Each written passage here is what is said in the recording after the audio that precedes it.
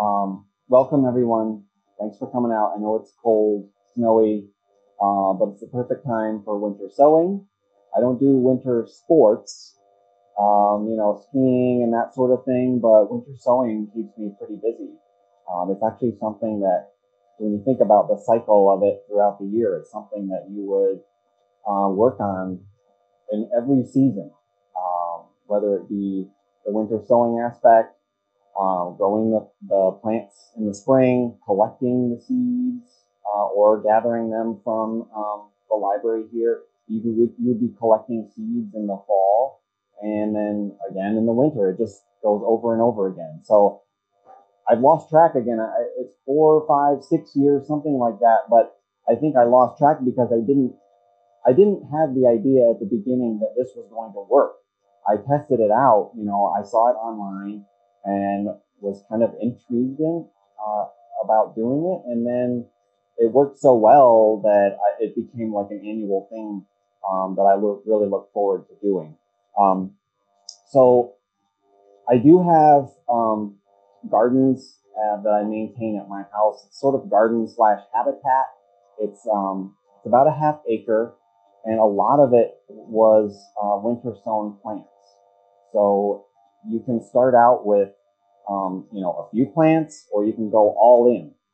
It's something that you can cater to the time that you have, the resources that you have, and just your interest level. But it's something that you can really adapt to your own schedule. And I find that it's a really valuable way of having a lot of plants, like way more than I could afford to purchase myself. You end up with so many plants that you'll be giving them away to friends. You'll be sharing plants. I mean, that's how I met Corinne through winter sowing. That's how we met each other, because we were kind of within that same network and we found each other that way. So I do want to talk about just sort of the general concept of winter sowing to start. And we're going to do a demo, and then after I do the demo, we're going to talk about what happens in the spring. But I'm kind of interested, have any of you done winter sowing in the past? A few. Have any of you heard of it before? Okay, many of you. So for a lot of you, this will be the first time that you'll be trying it out. So that's great. I'm glad that you're here, and I'll try to sort of add some color. I did a presentation a few years ago. I think we'll go into a little bit more detail this time. There may be things that I think of as we're going through the demonstration that might just help you think about the process and sort of how to replicate it. This is something that you can replicate. I've done 120 milk jugs in a season before. If you get in the schedule, you just keep going, and you end up with a bunch. So it's a lot of fun. So what is winter sowing to start out? So it is actually recognized by the USDA. It's a propagation method used throughout the winter, where temperate climate seeds are sown into protective vented containers and placed outdoors to foster a naturally timed high percentage germination of climate tolerant seedlings. So just as a reminder, like the temperate climate, right? It's between the poles and the tropics. So it has to be done in a place where there's seasons, where there's like an actual winter, a spring, a summer. So our climate is perfect for doing this type of sowing method. I think if you were going to try to do this in the tropics, for instance, you would probably have to find an alternate method, like put the seeds in the refrigerator for 3 months or something like that. There wouldn't be a way of doing this outdoors because it doesn't get cold enough. And we're going to talk more about why that's important when we talk about native plants. So native plants are particularly suited to this method because native plants have, with a few exceptions, they have a specific genetic code that requires the seedlings to receive cold, moist conditions for a period of time before they're able to germinate. It's part of their makeup. So it's like self-preservation. If the seeds fell and germinated right away in the fall, for instance, they might freeze and die before they had a chance to develop. So the seeds are built in with genetic code that makes them germinate when they're ready. And when they're ready would be in the spring, right? So it's sort of like the natural way of plants knowing when it's time to germinate. So we're taking advantage of that by using the winter sowing method because it takes place outside. It's cold all winter long. You know, sometimes you have the fluctuations, but in general, it's going to be very cold, and it's the right conditions for allowing the germination to be set in spring. So, you know, it happens naturally in the wild, like I mentioned. They're going to fall to the ground. They're not going to germinate until they're ready in the spring. So we want to sort of mimic that in a way that we can control, right? So it's called stratification. So when I prep this milk jug and I get the soil in there and I get the seeds in there and I put it outside, that process that I'm going to follow is called stratification. So it's going to be 30, 60, or 90 days that it's going to sit outside, and that's going to help set the germination. Now, stratification timing varies by the species of the plant. So, for instance, like this picture here, the seeds on the screen, that is spiderwort, Tradescantia ohiensis. So this is crazy, but it takes 120 days for that germination to occur. That's one of the longest stratification times that would be required. So I wouldn't recommend starting spiderwort today. We don't really have 120 days left of winter, thankfully, hopefully. But, you know, you would have to start this one maybe around Thanksgiving.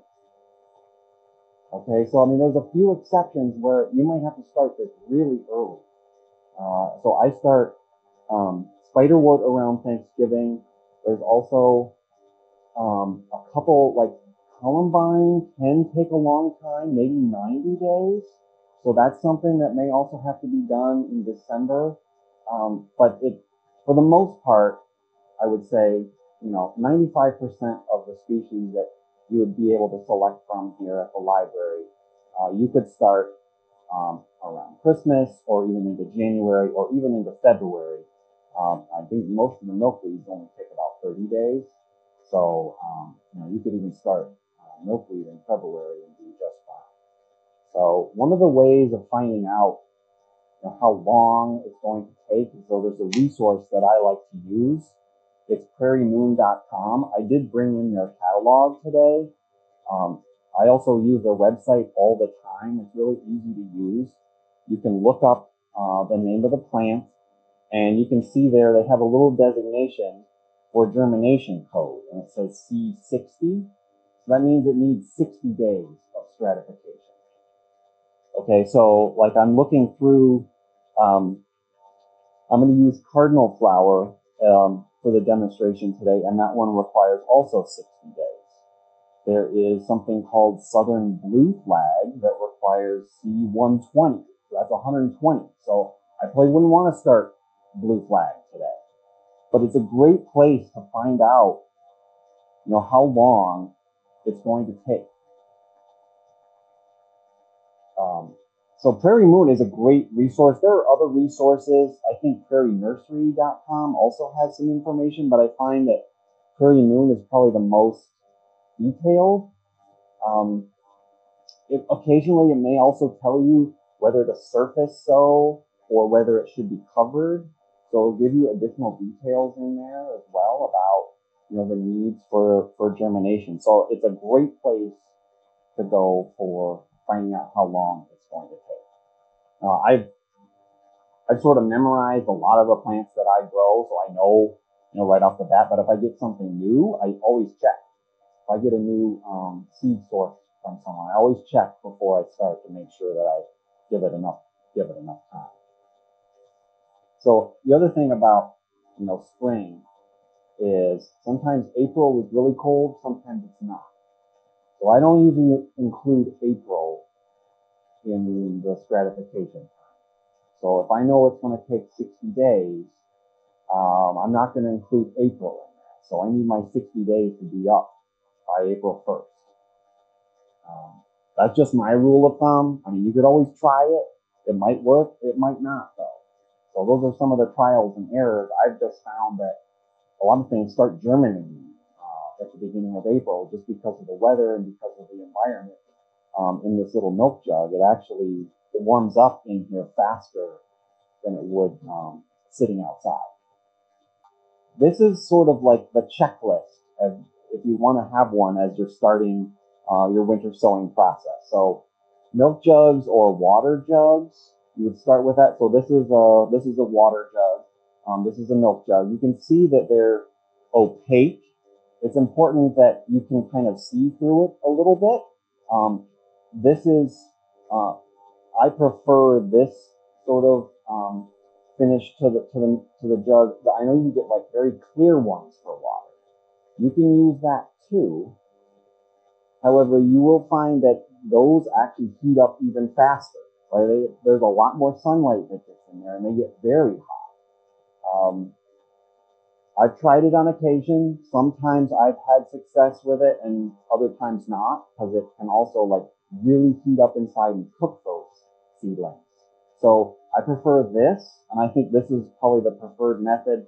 But you can use other types of containers. I know people sometimes use salad containers. They used to have the salad containers that actually had the solid lid. I feel like everything now is those peel away tops that sort of like stick and then reclose. I haven't tried those because it doesn't feel like it's going to work as well. But I have used the old salad containers that have those lids, but those were a solid top. You're also going to want to use box cutters or scissors or some kind of knife that you're going to need. You're also going to need either a knife or an awl or a Phillips head screwdriver, there's so many different types of tools that you can use that work for you for this method. You're also going to need soil. So we have ProMix. So this is potting mix. It doesn't have any fertilizers in it. I prefer that because I think it helps control the rate of growth of these seedlings a little bit better. Sometimes fertilizers can really make plants have a lot of top growth, but the roots don't develop as quickly. And so you may find out that those plants, when you grow them, they're really top heavy and they flop over. So it's a preference that I have. It's not a must have. If you can't find this soil, there are other soils that you could use instead. So don't let that stop you if you can't find ProMix and or if you only can find something with fertilizer, it's fine. Yes. This I believe we get at Menards. I usually find that at Menards myself as well. It's this time of year, if you go there, if they do have it, it's probably frozen solid. I mean, it's fine. You can always thaw it out. I don't know what their current stock is today, but it's something that you could check on. But if you can't find it, they probably have something. And I would say trying this, is better than not doing it at all. Don't wait just because you can't find ProMix. It's okay. You're also going to want to have some kind of plastic thing. I'll explain why in a second. Some kind of spade or scoop. So I have a scoop that I use. I'll show you why I use that. Also, some kind of Sharpie or a grease pencil. A watering can or multiple watering cans if you don't want to refill them. I actually do a lot of this outside in my shed. So sometimes I have to lug water from inside if the faucet outside is frozen up. And then some kind of seeds of your choice. So we're going to be able to pick out some seeds in a little while. So I want to talk about prepping the milk jugs or the water jugs now. So you can kind of see here, Corinne has marked this out where we're going to cut. So you're going to be cutting along the equator of this jug, but you don't cut here at the handle. So we want to make a sort of clamshell format. So you don't cut here just because you want to have something to be able to close the lid so that it doesn't reopen again. And I'll show you how that works. There's multiple ways of doing this. Corinne found sort of a fancy way of setting up like a box like this, maybe like 3 to 4 inches tall, and you could cut while holding like this, so you're not getting anywhere close. I haven't attempted to do it that way. I think my sort of like physical memory for how to do this is like, once I've learned it, it's hard for me to do it a different way, but there are safer ways probably to do this. But I'm just going to show you here. So I'm going to start cutting around. You can wear gloves, you don't have to.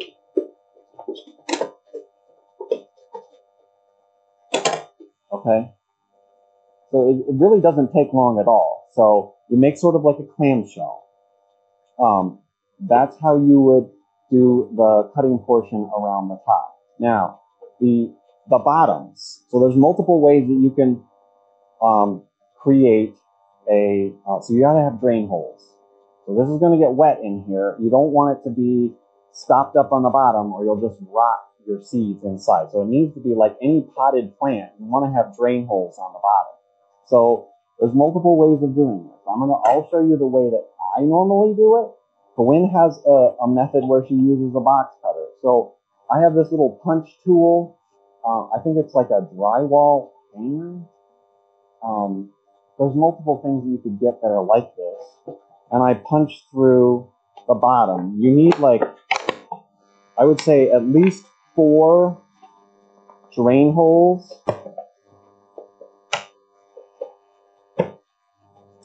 And then the really small, so I usually end up widening them with like a screwdriver or something like that. So this makes the holes wide enough so that it doesn't get blocked up with soil on the inside. So you end up with like 4 drain holes that are about, I would say, 1/8 of an inch wide or so. Now, the other way that you could do this is if you're going to use a box cutter to cut the bottom, I would start by cutting the drain holes. So Corinne's method is sort of to make a V at the bottom.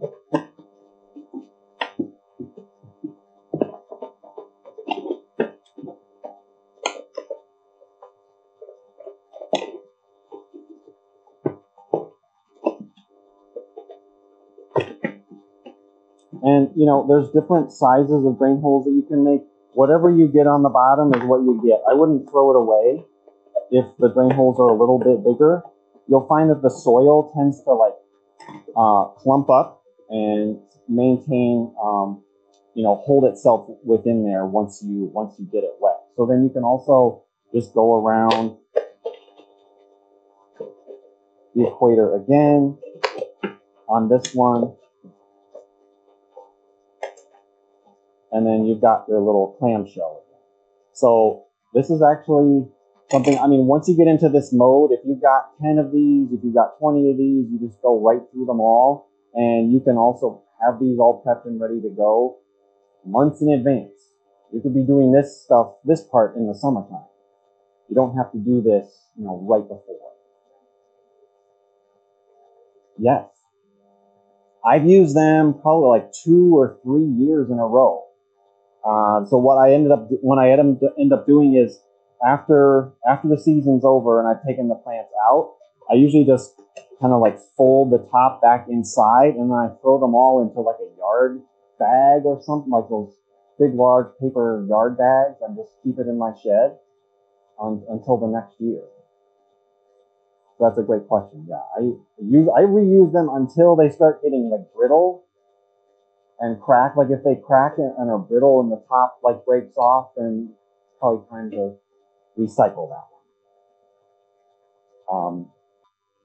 The caps, right? We don't want the caps on the top because it prevents moisture from getting in, which we want. We want these seeds to have moist conditions. But it could be a way of like having a tag. So like you're saying, save the cap. When you put your seeds in there, write the name of the seeds on the cap, and then maybe just set it on the soil inside. That's an interesting idea. That's actually sounds pretty good. Right. So when I um, when I do my winter sowing, I usually write the name like along this back on the strip here. So I mean, I'll just write it now, like cardinal flower, and then you can put the date on there if you want to, just for reference. But so what you'd want to do is, I wouldn't face this part toward the sun. So that will make it fade faster. So I would turn this part, I would turn the, where I use the Sharpie, I would face that toward the north. I think that helps with that part. Now if you write it on a tag, that's going to go on the inside, and that's probably not going to fade. It may fade a little bit, but typically I think it holds long enough for until spring. So now we're going to talk about the soil. So I emptied some of this potting mix into this bin here. So what I wanted you to notice, and you can come up and look at it later if you want to see it in a dry format. I don't know how well you're able to see it here, but it is quite dry, right? So like if I had this as part of a pot that a plant was growing in, this would need water, right? This is very dry and very fluffy. Now it's easy to work with, but the problem is, and maybe I'll do a demonstration of this. So I've done, on occasion, I did maybe a year where I just used dry soil and I filled the pot, and then let's say I'm going to water it now. Okay, so the problem is I end up with wet spots, dry, still spots that are dry. I have to get in here and mix it around so that it gets all evened out. You know, because I can see like this whole section here is still dry. So it just becomes really difficult to get the soil to be an even moisture. So the other thing is, like, you'll notice it really sinks down, right? So this fluffy soil, if you put it in here and you get it wet, it really sinks down, and you may find, oh, I've got to actually add a bunch more. So my preferred method is to pre-moisten the soil. So I'm going to do that for us, and we'll all use this soil today for our own individual jug. So you just need like a big container like this. There's different containers that you can use. You might have something around the house already that you could use. It doesn't have to be fancy. It just needs to be big enough where you can get in there and mix it up. So I usually go a little bit at a time just to try to even it out.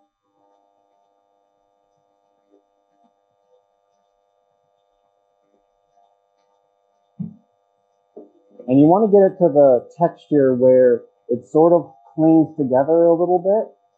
It doesn't need to be sopping wet, but it really helps to have, I think, an even moisture, because when you get it into the milk jug, you know that it's not going to have dry spots, and you know exactly how much soil it's going to amount to in the milk jug. Because you want the milk jugs to be, I would say, at least half full by the time you get all the seeds in there. It can be a little bit more full than that. The problem is if you end up with maybe it's only 1/3 full or 1/4 full, it's just going to dry out faster. Because believe it or not, in the spring when it warms up inside the milk jug, it's really going to start evaporating moisture out of there quicker than you would think sometimes. So if you end up with, you know, very little soil inside the milk jug, you're just going to have to keep an eye on it much closer in the spring, because it's going to tend to dry out. And remember that the seeds really need to have that moisture in there to germinate. if it's not moist enough inside the milk jug, that may be the reason why you're not getting germination. Occasionally, like, maybe 1 out of every 12 or 15 milk jugs, I won't have anything germinate. And I'll wonder, okay, well, what happened this time? What's wrong with it? And I'll kind of look at it and analyze it and be like, okay, well, I didn't get enough soil in this one, or, this one looks a little bit too wet. Maybe the drain holes on the bottom were too small. So those are the sorts of things that as you do this from one year to another, you end up making adjustments or corrections to your method based on how successful you are. So you can kind of see this now. It's starting to hold together. So if you squeeze it and it holds together in like a clump, I think that's right. I think that's just about right. So this would be the point at which we could actually fill the milk jug. So, like I said, I think you don't want to have it too low. So you want to make sure. So generally, I use the same container every time that I fill it, and it tends to be about 2 scoops of this yogurt container. So, and that's generally about how full I like to fill it. And so, one other tip, like I said, I do this in my shed, and it's cold. So when I mix up a big batch, I don't want to leave this sitting in the shed if I'm not putting them all in the milk jug. This thing's just going to freeze up. So I've gone out there and I was like, oh, I should have filled all the milk jugs. So don't prep all the soil if you don't have all the milk jugs ready. So this amount of soil is probably going to fill like 30 milk jugs. So if I only have 10, you just make a smaller batch. But if you try to save your soil, you're going to end up having to bring it inside and thaw it out. So don't make that mistake. I've done that before. Now you can get really fancy. You could take your soil and add other additives to it. But like I said, if you're just using it straight like that, all you got to do is get it wet, and you're pretty much ready to fill the milk jug. So now let's do the seeds part. Okay, so this may be a little bit hard to see, but we'll try our best. So don't be shy about putting a lot of seeds across the surface. Not every single seedling is going to grow. Then they're not all going to make it. Some won't germinate at all. It just depends on, the conditions in that tiny little spot where it ends up. So I picked out cardinal flower. It's a very tiny seed. So I would recommend pouring it into some other kind of container that I can dispense easily. So I'm going to begin by emptying the seeds into a container. And so, there may be 200 seeds in here. They're tiny. They're very tiny.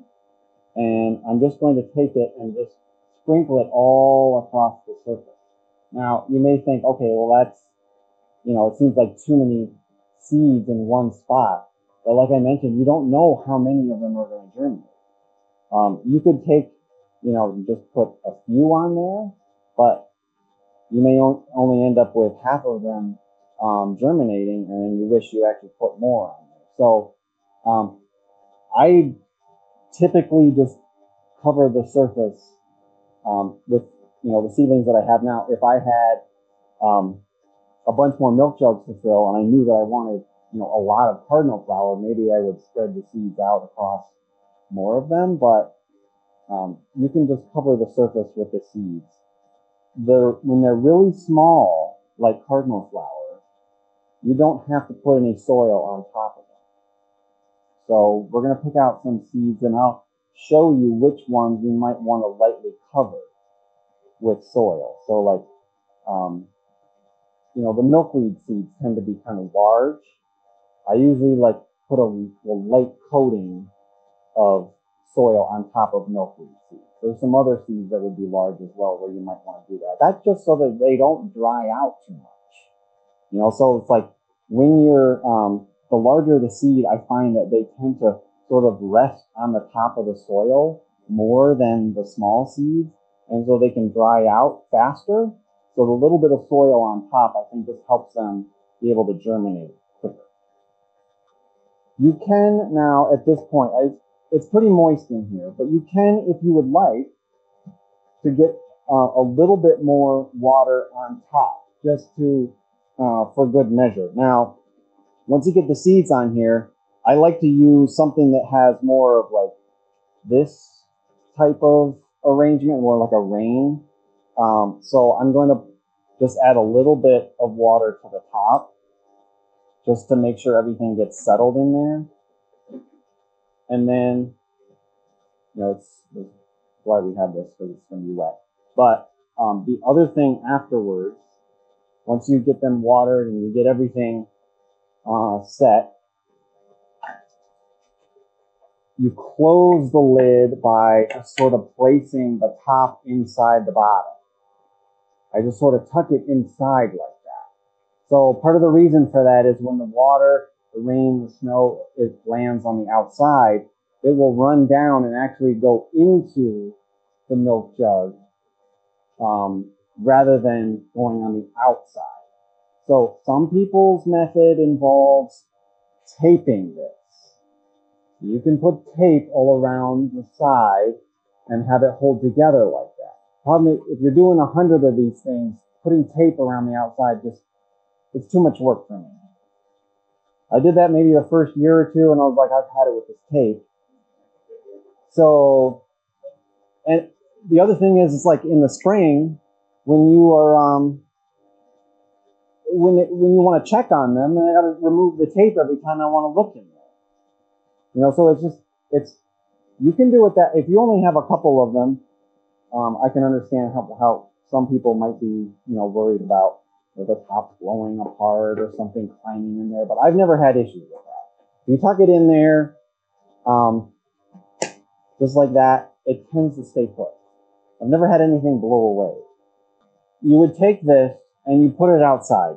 So after you've tucked in the top lid into the bottom, you just want to make sure it's got access to the snow, the rain, the cold, and the sunshine.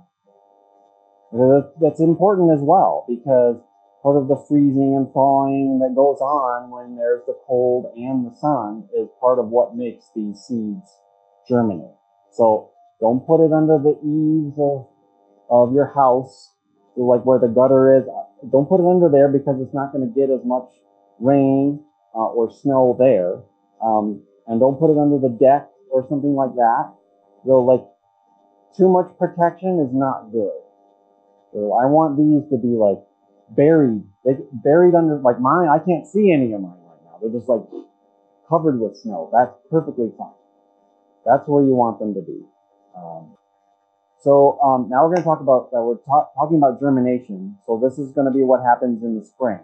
So, the temperature, like I mentioned earlier, it's going to get much higher in this milk jug than it will be outside. So it can be like 20 degrees warmer inside the milk jug. So when warm weather comes, you'll notice there's like condensation at the top of the milk jug. That's a good sign. That's a sign that there's enough moisture in there, and you're not going to have like a really dry soil situation. Now, if it's warm and you don't see condensation, it may be time that you need to get in there and add a little bit more water. So occasional watering is part of this. This isn't something you can just set and forget completely. So I do check on them. So I get to understand, like, okay, this is the weight of what this should feel like when there's moisture in it.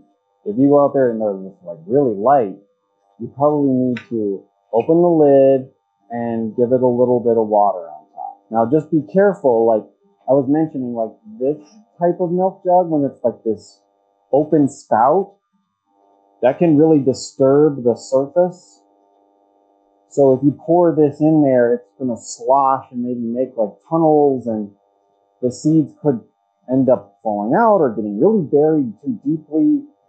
So that's where I would definitely use one that has more of like the rain type watering can.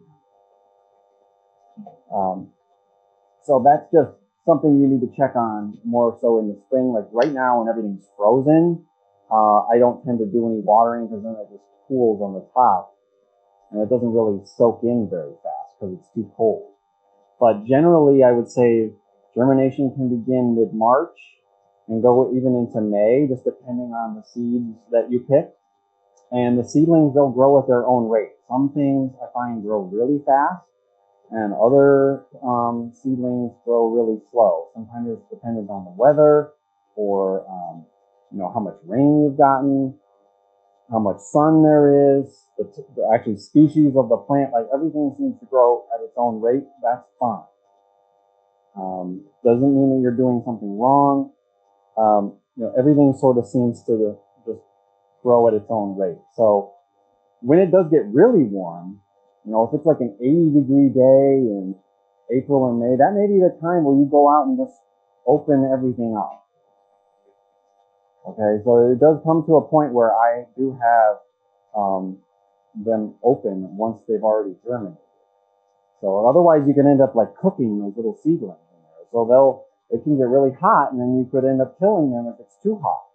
So if they haven't germinated yet, I would go ahead and keep them all closed, because I think that warm soil is going to help it to germinate. But after they're germinated and they're growing and it's a really hot day, I would open them up. Now, then we have the discussion about frost, right? So there's different approaches. Some people have different theories about what to do with these milk jugs when there's frost. So typically, the seedlings get really well adapted to the cold because they're outside.